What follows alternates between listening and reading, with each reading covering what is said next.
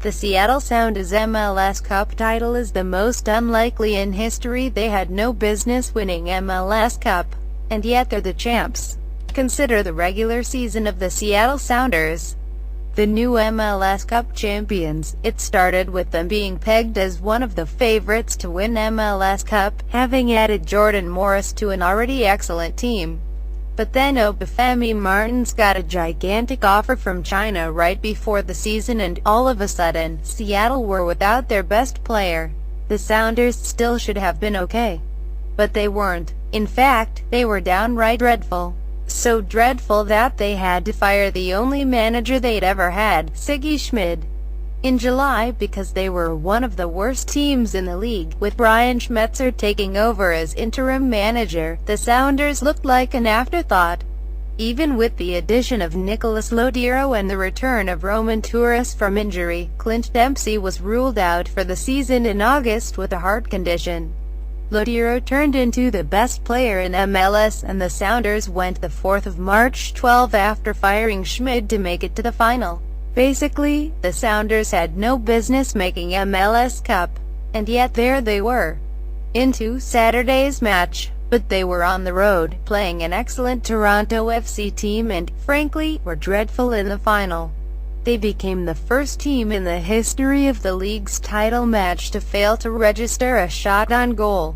So in the most unlikely of seasons, one in which they were favored, then left for dead, then fired their coach mid-season, then ran through the playoff despite having just the 7th best record in MLS. Of course they managed to win despite not taking a single shot on goal.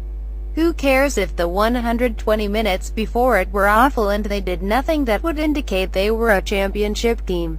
For most of the season, the Sounders didn't look like a playoff team, let alone a championship one. And yet there the Sounders were, standing atop the podium and lifting the MLS Cup in Toronto on Saturday. As bizarre as the whole season was, and that they won the title, it kind of fits with the history of the club.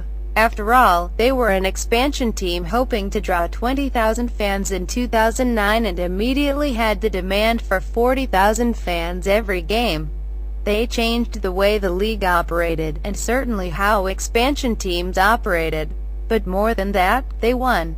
The reason Schmid was the team's only manager until July was he got results.